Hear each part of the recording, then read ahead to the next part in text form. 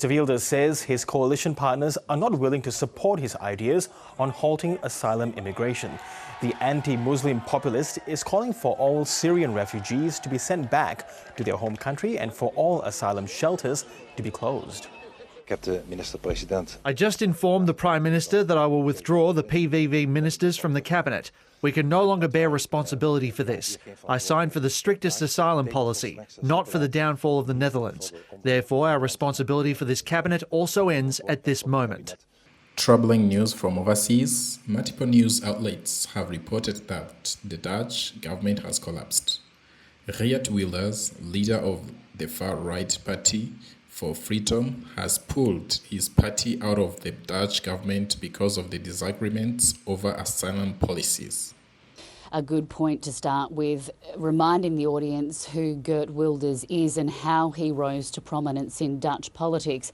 After spending 25 years in Parliament, his party, the Freedom Party, won 37 seats in the 2023 election, well ahead of his nearest rival, the Left Wing Alliance, and he won those seats off the back of an anti-immigrant, anti-Islam agenda, and he was in prime position to form a new coalition government, which is exactly what happened. Since then, he has been trying to push through his asylum seeker policy, and just last week he demanded immediate support for a 10-point plan that included closing the borders to all asylum seekers, sending refugees from Syria back to their home countries and shutting down asylum shelters.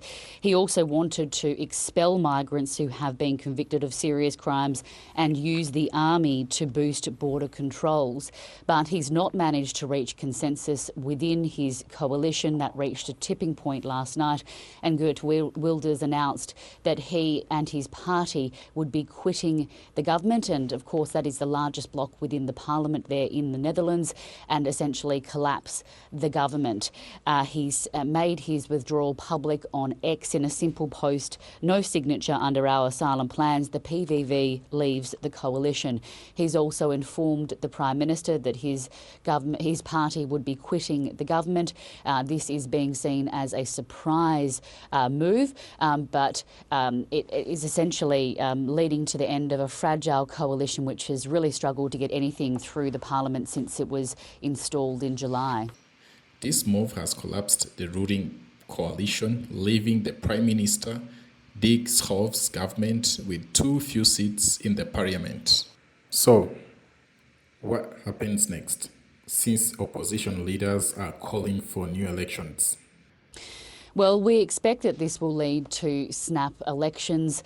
We also expect that this will lead to a delay in defence spending under new NATO commitments and leave the government there in a caretaker mode as it prepares to host global leaders for a NATO summit in just a couple of weeks' time in The Hague.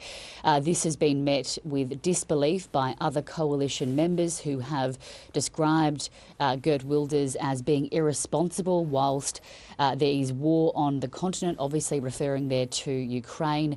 The other coalition party members are able to form a minority government, though we don't expect that that will happen. And the opposition has already said that the only way forward is for a new poll, which is what is expected to happen. Polls show PVV may lose some seats, but they will remain the largest party. The Netherlands currently have no government, and forming a new one will be hard due to many political parties in the country.